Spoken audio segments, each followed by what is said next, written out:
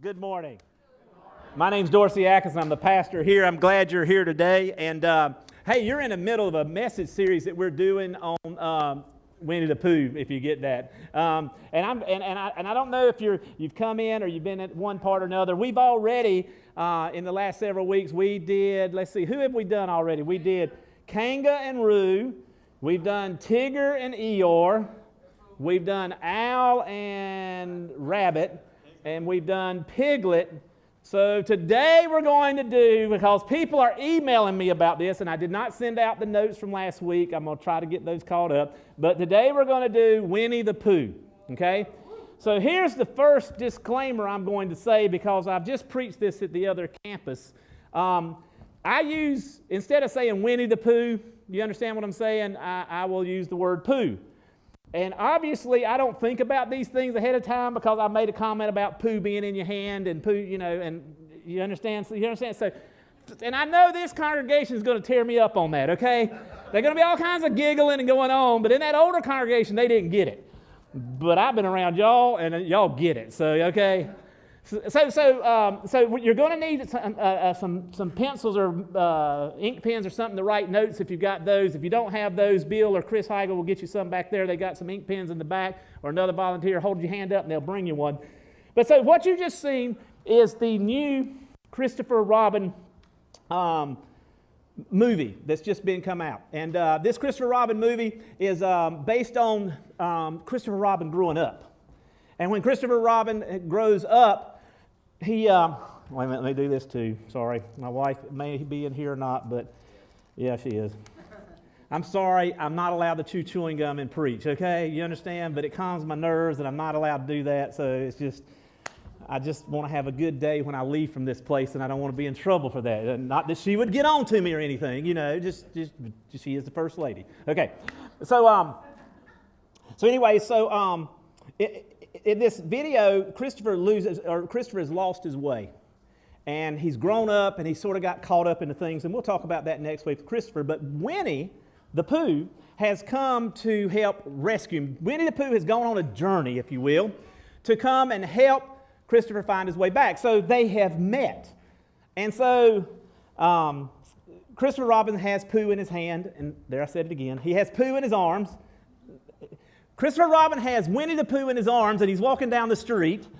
And as he has Pooh Bear in his arms, and he's walking down the street, and Winnie the Pooh speaks to someone.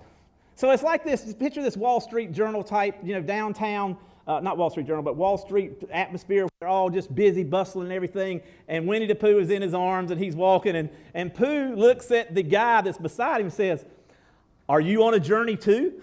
And the guy walks into a telephone post. And this is where you see Christopher Robin take him into that phone booth and have a conversation with him. And so if you're a parent and you had young child, you've taken your children to the bathroom to have a talk with them, right? Anybody ever done that before? Has anybody ever been taken to the bathroom and had a little talk before? Which my children told me, "Daddy, why you say we're going to have a little talk? Because all you do is spank us. There's not much talking." And so there should be talking, then the spanking. Okay, I'm just going to say that. So anyway, so when I see this video, what I want to try to get to you, the concept of today is Winnie the Pooh, or Pooh Bear, sees things differently than others do. He views the world differently. He thinks about things differently. He has a different outlook on it, a different view of life. He just sees things differently than what, at this stage, Christopher does, or with a lot of people in the world. Pooh is having a conversation in his younger days in the book, or whatever you want to say, when in the early generations of Winnie the Pooh. Pooh's having a conversation with Christopher Robin. He says, "I'm just a bear of little brain." Has anybody heard that? What is it, Charlie? A bear of what? A bear of very little brain. But Christopher comes back and says to him, "Yes, but you are a bear of very big heart." And this is what I want to talk to you about today. I believe that this is not just the congregation or individual characteristics of a church. I believe this is the church today. Not that, we said some people in the church individually has Characteristics of Tigger, they're hyper and do like that, or Eeyore, they're just always down, or Piglet, we're afraid of stuff like that, or Roo, they're always asking questions, or Kanga has this nurturing side to her. Rabbit is all about order and structure, and Owl sort of knows a lot but forgets it. Those are characteristics, but for Winnie the Pooh, I think he represents the whole church.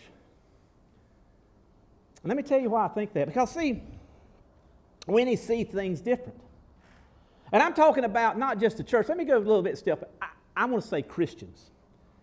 I want to say people who are Christians, who represent the church, who are followers of Jesus, are a lot like Winnie the Pooh. Because here's what I'm going to say. Christians have a great big heart. They have this heart of love, but they have very little brains. That didn't sound right either, did it? I'm like, this is just not good. Yeah. All the disciples of God said yes, okay. But what I mean by that is we have this love of Jesus Christ in our heart, and we're excited about it, and we want to share it, and we want to tell about it, but it makes us different. And so our brain, even though it's very little, tells us we shouldn't do that. We shouldn't behave that way. We should control that stuff inside of us. Put it in order. Put it in place, but don't let it come out. That makes us all, or everybody else, it makes us all feel awkward. In fact, isn't that the conversation he's having with Winnie in the phone booth? Listen to the conversation. He says, look, you just can't keep saying hello to people. You just can't. People can't see you moving and talking. And Pooh goes, why? See, I think the world says that to Christians and convinces our very little brain to overrule our great big heart of love. You just can't go around talking to people. You just can't go around inviting everybody to church. You just can't go around loving and caring for every situation. You just can't do this. It makes people feel awkward. It makes people feel weird. If you go up and say, could I pray for you? If you come up and say, I feel like I just want to give you a hug. And people go, huh. Now some of you guys are going, hey, I've never tried that one. Hey, I'm a Christian and I got a big heart and I just want to give you a hug, baby. That's not what I'm saying. But there's people in this world, there's people in this room that are Christians who sense and feel things, who pray for things, and they can't explain it, and they don't know how to share it, and they don't know how to tell it, and then everything tells them that makes you different. Listen, this is what it says. You just can't keep saying hello to people. People can't see you moving and talking. We want you to be still. And Pooh says, why? He says, because you're different. And people don't like things that are different. We don't like that. We don't like it when someone who may be a stranger or maybe on the back row and I sit on the front row says something, I'd like to pray for you, or could I pray for you? Or maybe comes up and says, or sends you an email, sends you a note, or sends you a word of encouragement, or does some type of act of loving kindness of something that's going on inside of them that's coming out in this way because it can make them feel awkward. And people just don't like people that make us feel awkward. We just don't like different. And so our brain starts to do what Christopher did to Pooh. No, you can't keep doing that. So Pooh says this, he says, so I shouldn't be me? No, you should always be yourself. See, that's what is happening. Oh, you should be a Christian. You should be a loving person. You should have something that's happened so revolutionary in your life, the love of God coming in and giving you mercy and grace and love to where you feel like you belong. You feel like you have hope. You feel like you can make a difference. You feel like you matter. That depression starts to leave. And all these things go away or they begin less and you begin to feel love and it just wants to come out. But He keeps telling you to keep it in. So I shouldn't be me. I shouldn't be this new creation that God's made me.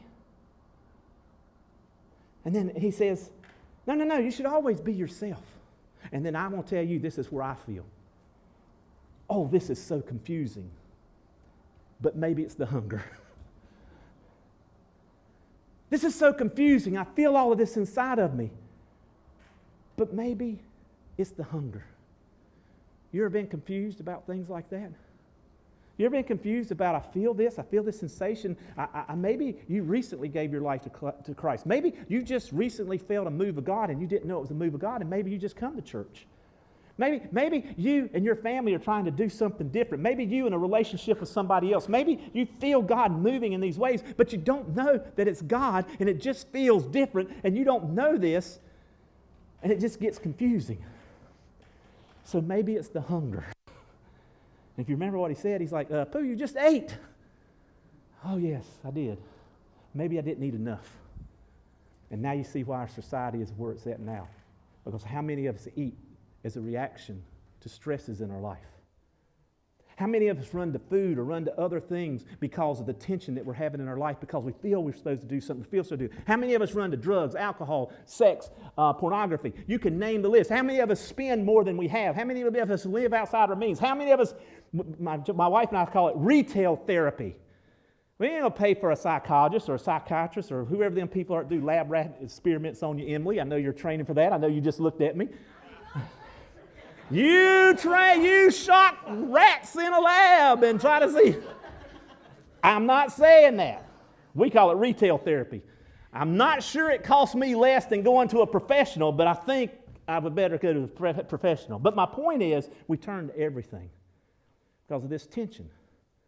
This tension of wanting to live a life that matters, wanting to be out there, or maybe there's something happening in us and we don't know how to do it because this heart starts to grow, things start to change, and we want to do it, but our brain or the world or it says, stop. It's uncomfortable. And so he tells him this. Listen to this. This is so cool. Never mind. For now, just try to be a less exuberant you. You mean being an exuberant me? I don't know if you call that an exuberant. You just take so be me, but take me out. See, that's what the world wants us to do. And then listen to how this conversation goes on. He says, yeah. So sort of like he says, flop, sag, go limp. I know. Let's play. What did he say? Let's play nap time. Oh, I love to play. See, for us, we got joy. We want to be exciting. We want to do stuff. We want to be involved. I love to play. Okay, let's play nap time. Like this. And the church is going to sleep. It's actually not asleep. It's playing asleep. It's playing nap time. What I called that with my dog was playing dead. And the church of Jesus Christ, full of people with this love in their heart who are on a journey to help others, listen to the others tell them, play dead. And we listen. And we quit praying for them. We quit going and embracing them. We quit looking them in the eyes when we have a conversation with them because we might see a tear in their eyes and we don't want them to feel comfortable. Or they might see compassion in our eyes of caring about the situation they're in, and they don't even know who we are. Not because we're somebody special, not because of anything of who we are, but because of what's in us. The love of Christ. And so we play nap time. And quite frankly, when looking at the world today, Christians play nap time really well. Because the world sucks right now. Because of our lack of action in the world and what God is putting in our hearts. To care and love, to meet people where they are, to quit looking at what they're dressed in, to quit looking at how they talk, to quit looking at the languages, to quit looking at the race, the sexual preferences, quit looking at all these stuff and just love people where they are. And see them for human beings, see them for something of value, see them that their struggles are real. It might not be real to you, but it's real to them. And to empathize and feel that hurt and to feel that and begin to live with a life of love and a heart and not play nap time. Jesus was talking to his disciples one day, and he was trying to explain to them this concept about this stuff on the inside of you. What I'm talking about. Listen to what he says. He says in Matthew 6, he says, the eye is the lamp of the body. If your eyes are healthy, your whole body will be full of light. But if your eyes are unhealthy, your whole body will be full of darkness. And if then the light within you is darkness, then how great is your darkness? Now, I just want to explain this to you a little bit. So it says, the eye is the lamp of the body. If your eyes are healthy, your whole body will be full of light. What that tells me is your point of view of life matters. Your point of view, or how you look at things, or how you see God, or how you see life, or how you see other, matters. And if that is an unhealthy look at people, if it is an unhealthy eyes that see things, if it's an unhealthy view, it will affect what goes on inside of you. If you see people as enemies and they're not, you will treat them as enemies. If you see people as a burden on you, as something that's going to complicate your life, it doesn't matter the difference you can make. You will see them as a burden and you will act accordingly. But then he said, so if you've got unhealthy views of life, if you've got unhealthy, what did he say? He said, if the eye is the lamp of the body, if your eyes are healthy, the whole body will be full of health, or full of this. Then he says, but if your eyes are unhealthy. So in other words, if you take an unhealthy view at life, if you call this healthy, and you walk around life and you say, this is a healthy way of life, this is how I see things, then he said, how truly dark is it inside of you? Just because you say this is light doesn't make it light. That's unhealthy.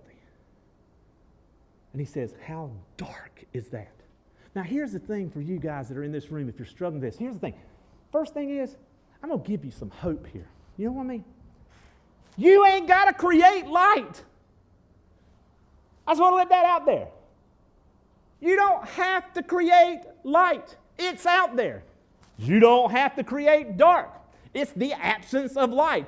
All our responsibility is to improve our eyes from being unhealthy to being healthy. You don't have to do anything to light. It'll do its own thing. And when that light comes in through healthy eyes, even if they're a little bit healthier than they were before, it begins to light up the whole body. And the actions will happen according to the light, no matter how small, rather than by the darkness. Rather than by the darkness. Winnie the Pooh has a lot of wisdom. He has a lot of truth. And I could have taken all those things and tried to write them down and read every book and pull out these truths, but there's going to be three. I want to show you a video clip here, and there's going to be three truths that he's going to say. Three pearls of wisdom from Winnie the Pooh. And I'm going to use that to help us understand how to go from unhealthy to healthy. You with me? Because I don't know if you're in an unhealthy stage. I don't know. Maybe you got it all together. But for most of us, including myself, I feel like that most days. You roll that next clip. Pooh is the great philosopher. Listen to what he said. First thing he says, people say doing nothing is impossible, but I do nothing every day. And we all laugh. Here's what I want to tell you about that. People say it's impossible to do nothing every day. I do the impossible every day. That's what I heard. I heard Pooh saying, not the fact of doing nothing, I do the impossible every day. When you have this light coming through in healthy ways into your body, you will begin to do the impossible. You will do what they say can't be done. Things will happen in your life and in the world's life and in your own family situations, in your finances. I don't know where it's going to turn, but the impossible will happen. And for many of you, you feel right now, it's going to take something impossible to happen to change what I'm going through right now. The pain, the hurt, the struggles, the addictions, whatever it is. But God does the impossible. The next thing he said, doing nothing often leads to the best something. Doing the impossible often leads to the best something. When you start doing the impossible, God starts to work through you and do the impossible, not through your tiny brains or my tiny brains, but through our big hearts of love. It leads to the best something. Life change.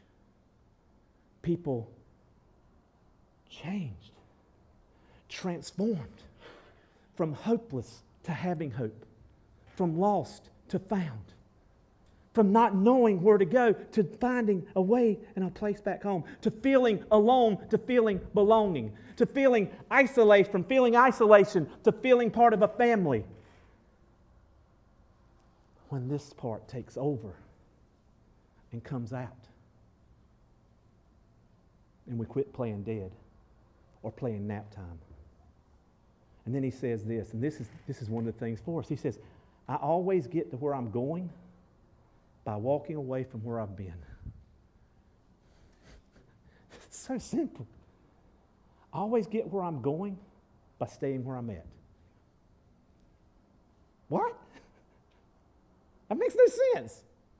What makes better sense is I always get to where I'm going by walking away from where I've been. That means I've left that behind. For some of us, we got to leave some things behind.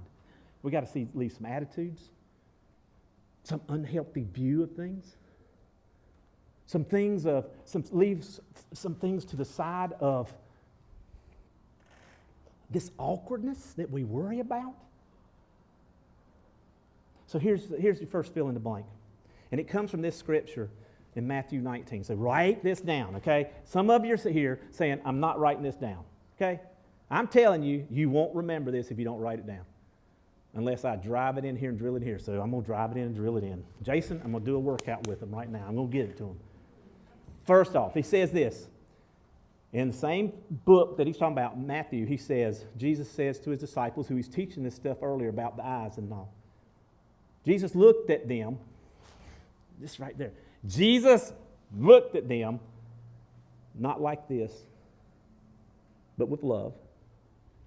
And he says, with man, this is impossible. With man, what I'm telling you to do is impossible. But with God, all things are possible. So there's your first fill in the blank. All things are possible. Say that with me. All things are possible. With God, what? All things are possible.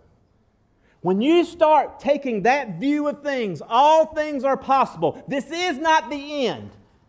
This is the beginning. This is something could happen different. When you look at, there is a possibility that all things, not some things, not all things are going to work for Luke because Luke is who he is, but it's also going to work for you or you or you. Just because you sit on this side of the church, all things always works for that side of the church. It never works for this side of the church, or it always works for those young people. It always works for... All things are possible, not just some. All things are possible. A little bit of light come in. And so here's the first thing you do from that point. The first thing you have to do is hope for the impossible. You got to hope. You got to believe for the impossible. You got to quit reserving your prayer life of asking God for things that you only think that He can do and ask Him for the impossible. You have to hope that there is a possibility, that there is something that can fix this. There is something that can help me. I have to have that hope. If you don't have that hope, you can't go to the next stage, which is ask. So your second one is ask. If you don't have hope, why ask? I'm just going through the motions. I'm not going to do that. Your little tiny brain will take over your big heart. You have to hope. You have to believe, if you want to say the word believe. You gotta put in your head, all things are possible. I gotta hope for it. I gotta believe it's there. I don't know what it's going to look like. I've never done it before. I'm in uncharted waters, God. I don't know how to do this. And then you ask. You ask. You ask. The most amazing thing to me, as a pastor in my years of being a pastor, is the number of prayer requests that we get. Tons of prayer requests of people asking. But multiply that times some exponential factor of what I don't know are the number of things that people won't ask. Not because the need's not there, not because they don't desire it, because of they're playing nap time. I can't say that out in front of other people. I can't say that. You understand what I'm saying? Has anybody else ever felt awkward before? If they say, call out prayer requests. Well, heck no, I ain't calling it out because they'll know what I'm going through. You want me to say I got a porn addiction? You want me to say I got drug addiction? You want me to say that I got problems with me and my wife? You want me to say I'm struggling with my finances? That ain't happening, Captain. Does anybody feel like that? But here's my question. I can totally understand why you wouldn't do it in front of a room full of people.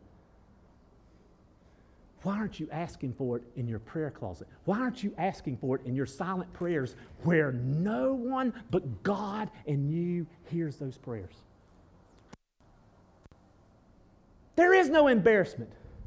Why would you not ask the God of the universe, who all things are possible, through God, all things are possible, all things, why, if you're hoping for that, why wouldn't you ask Him even in your silent prayers?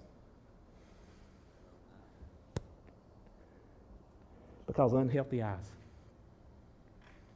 Because Satan has convinced us to play dead. Or somebody's convinced us that, well, God knows what you want. He'll give it to you. You don't have to ask. God can read your mind. Then He doesn't need to hear it from your voice. He doesn't need to hear you say it. And so with unhealthy eyes, we walk around as Christians in what we call the light, which is actually the dark. And how dark is that? One of the things that we've started doing around here in both campuses, we started to ask for, and I don't know if they've done it earlier today, but we're going to keep emphasizing this, is to ask for glory sightings. Glory sightings are those times where you've seen God at work. Or you say it out loud. You tell others this is God at work, or you bring this out of God at work, and people hear that and they connect with it. You understand? So here's your next fill in the blank. Not only do you hope for the impossible, not only do you ask for the impossible, you've got to look for the impossible. It's happening all around us. You've got to look for it. This past week was a very, very stressful time for me. Not like I don't have stress all the time, and I can't tell you all the degrees of stress that I have, but let me tell you, they're real! I got 6 weddings in the next 7 weeks. And one of them's my daughter. Yeah, they're sitting back there. I'll talk about them, yeah. And I don't know about you, but in weddings, I guess a lot of people come to your house. And they come to get ready. I'm learning this stuff because I've never had a daughter get married. I only got one, and she's getting married. And so undoubtedly, people stay with you, and people come. And so I'm thinking it's going to be like Christmas. You know, you get the house cleaned up, your wife makes you clean the toilet and behind the toilet and around there and dust this stuff. And I'm like, why are we going to dust up there? Well, if they're looking up there, they ain't family. Family don't look up there. You understand? You know, guests will look up there, but my family, they ain't going to look up there because they know, what's the big deal about looking up there? You know, why are you dusting up there? You understand what I'm saying? So I'm thinking you just clean up the house when you get ready. And then on Christmas, nobody has a problem if you come to Christmas morning in your pajamas.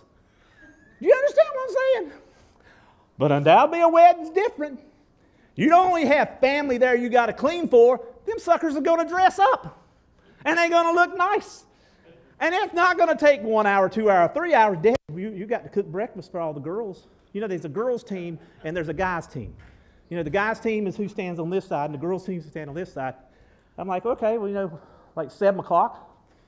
I'm like, well, what time's the wedding? What time's the wedding, baby? 4:30. That's a lot of time to get dressed. Well, why are they here at 7 o'clock? Because we got to get our hair done. Or fingers or something. I don't know what they're getting done, but they're getting done something. And I'm done. They ain't got a bathroom at their house. Wrong question, wrong answer. You understand?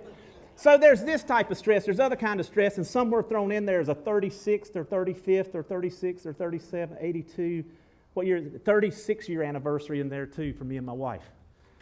Now that's all we're here. But then there's all the stress of what's going on in the church and all the things that are going on in the church and all the things that are going on and the movement of God in my heart and all of these things and trying to do all this. And it's like almost hyperventilating anybody. Just hyperventilating. Anybody else ever been overwhelmed before? Yeah. I serve on a lot of boards and a lot of things, and I happen to be honored to be a part of the homeless mission here in town. First one ever built in this community. I was on the group that planned it, laid it out before there's anything. It's just one of those things, God put us in a couple people together to do this, and now we're living in it. And there's people in there. And I also work with some alcohol and drug rehabilitation places. And I talk to them and speak to them and encourage those people. And the overwhelming amount of responsibility on those in the church and all was just getting to me. And so I was overwhelmed, and I spoke at one place and felt like I did a terrible job. And I was just so frustrated. And then I get a call that some 18-year-old is homeless. And had spent the night out on the streets here in town. And they didn't have anybody. Could I go over and interview him and talk to him to see if he's a fit for our thing? And I just had what I felt like was a bad message at another place, and I was beating myself up over that, beating myself up over this, and before I drive, I'm in the parking lot there, so I just pray, come Holy Spirit, help me, come Holy Spirit, help me, come Holy. Now guys, I don't do that. That's not me. It's becoming me, but it's not me before. And I open up my email before I drive, because you don't drive and you don't look at your emails, okay? And I look at the email before I pull out, and it's from a guy whose mama goes to the other campus, and he sends me this email, and I've talked to him maybe 6 times in my life since we've had that campus. He said, it says this thing. I just felt like the Spirit was leading me to pray for you this morning. And here's the prayer I'm praying for you. And it spells out this prayer, writes it. Now, I'm just going to tell you, the old me would have said, you need to play nap time, guy. That's weird. You sending me an email like that. You sending me this thing. That's awkward. But on this moment, I'm like, thank you. I was looking for the impossible. So I'm driving over to meet this guy. And there's this isn't fitting in my schedule. I got things to do.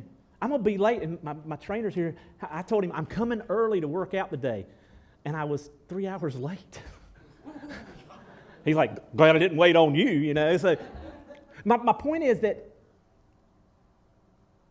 I get over there and I'm praying, and it's just not convenient. You understand? You ever been there where, why are you telling me to talk to this guy on the street, God? That doesn't fit in my schedule. Why are you putting on my heart this person? Why did that pop into my head at this time to do something? Let me get that cleared out so I can focus on my agenda. And so I just started sort of what I could remember about that guy's prayer for me. I said, well, maybe I'll pray that as I'm driving back over here. And my heart changed. And I see this 18-year-old boy who I didn't care if he got in the mission or not.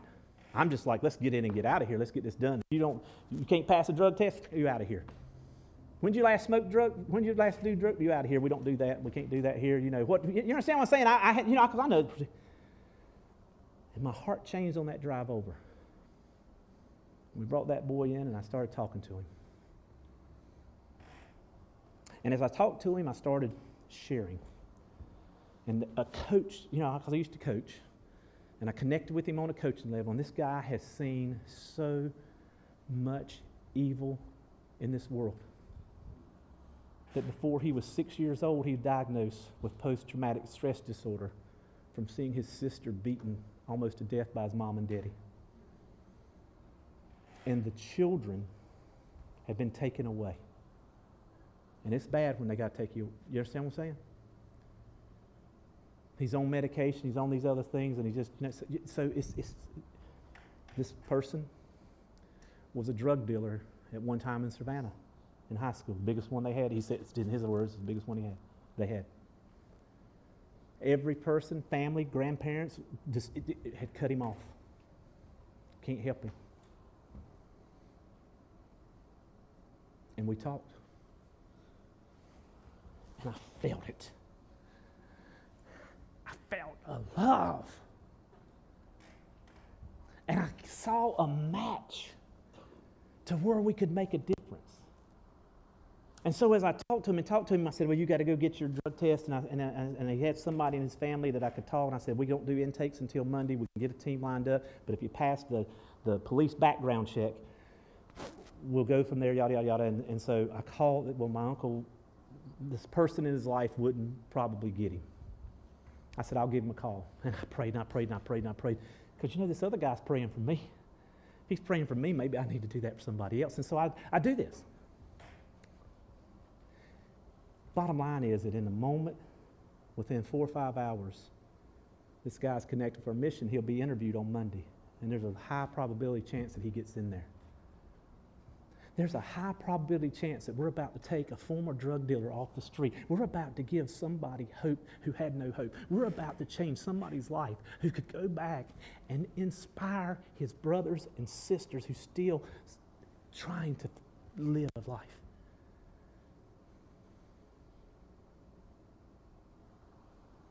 All because I let this take over this. You with me? All because I didn't play nap time. And that would be what I would say to you is a glory sighting. So not only do you have to hope for things and ask for them, you have to look for them. So now I'm looking for it. So let me finish the rest of that story, because here's your next one. Is you've got to live the impossible. You can't just ask for it. You can't just hope for it, ask for it, and look for it. You have to live the impossible. So now while this is going on, I had contacted somebody else, and I'm trying to figure out how to tell this and not tell this. So here's the deal. In what we do here with the community of people that our congregation is and that we reach out to, we struggle financially every moment of the ministry that we've been doing this for 10 years. Every moment. It's not whether the elephant is sitting on your chest and you can't breathe. It's whether it's an elephant, a hippopotamus, or an aardvark, but there's always something on your chest pressing down to keep you from breathing, from the strains of the financials on what we do with who we reach out to. And so this person was there who's a trained professional, who's a retired trained professional, who's helping at 5 or 6 different agencies, God bless her heart, that's a volunteer to make a difference in people's lives. A person who inspires me. And she was there when we were interviewing, and so after the interview and after this, the guy's gone and all, and she starts talking to me, and she's like,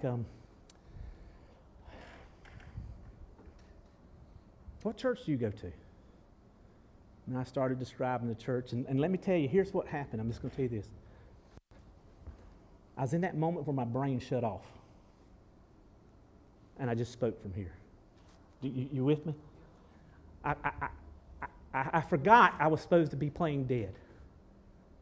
I forgot I was supposed to be playing nap time. I forgot that I was supposed to take all this love and do what I had been taught. You just keep it in here and you don't let it out. You don't share your hope, your dreams, you just hold it in here and you keep it silent and you keep it there. And I forgot. And I just passionately started talking about what we do. I talked about you. I talked about, not all of you as individuals, but just this is what we do, and this is the life change I've seen, and this is what's happening. People who didn't have hope, and people who were far away are coming near, and people who didn't have a next step are taking their next step. And I just was on, and we took the campus over here at Langston, and it's an older congregation, and man, they love me, and I'm crazy, and they love me, and I was passionate about what we were doing. And this person said, I want to make an anonymous donation to your church. Now, see, I messed up. Forgot to say this. And I told her we struggle financially. See, that's where I slipped. See, typically I don't tell people that. Because I don't want to be one of those churches that seem like you're always asking for money. You understand? My way of bringing up, if God, see that part, see, this is to me. Ask for it. I struggle doing that. I struggle asking God. I struggle striving. So I keep that inside of me. But in that moment of my heart coming out, I just was passionately talking. I'm like, and we just struggle financially, but it sucks. And there's times we don't know if we're going to get paid, and we don't know if we're going to do this, and we don't know. But we keep doing it, and God does this stuff. And I didn't even know I did it. You understand what I'm saying?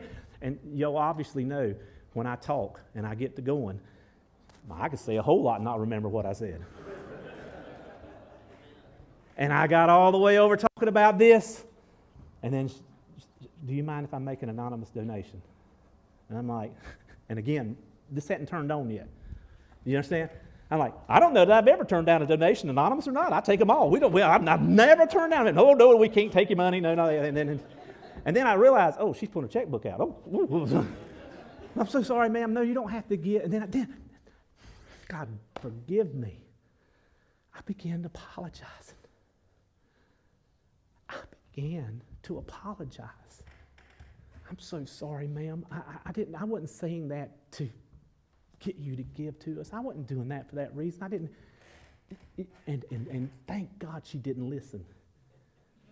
And she says, we've lost a child recently, last years ago, and close to the anniversary of our child's death, we give anonymously to organizations that we feel like would make a difference. And she gave us a check in honor of her child. Now here's what I want to tell you about this. She could have gave to any one of the organizations. Any one of the organizations she already serves. I'll throw this one out. She's a member of the largest. She's a member of First Baptist Church here in town. She could have gave it as her offering, but she didn't. Now, do you think that's a glory sighting?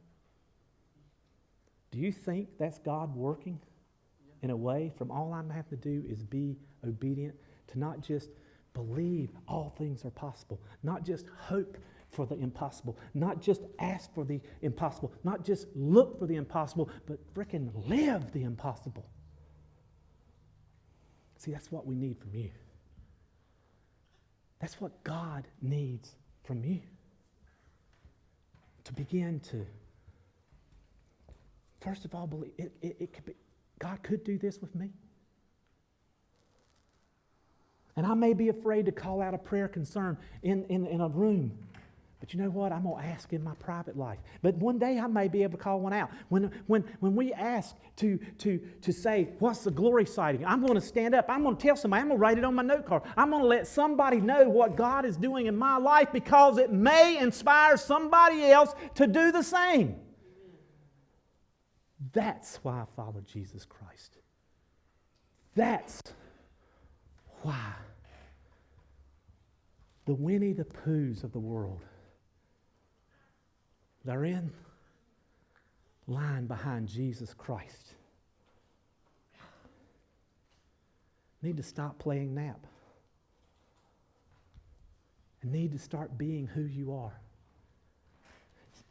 You feel in your heart that you want to encourage somebody, send them a note. You feel like let me tell you, this is where it starts. It starts when it's the little things. I think I'm supposed to give. I think I'm supposed to do this for you. Can I buy your lunch today? I'm not saying, I don't know what it is. You understand what I'm saying? Because that's been in me. You've been standing there at line and usually something that triggers me and you see somebody struggling or whatever, or you stand in a line at Walmart or something and they don't have enough money and they're going to put the stuff back on the shelves and then you just go, hey, let me take care of that for you. It changes everything.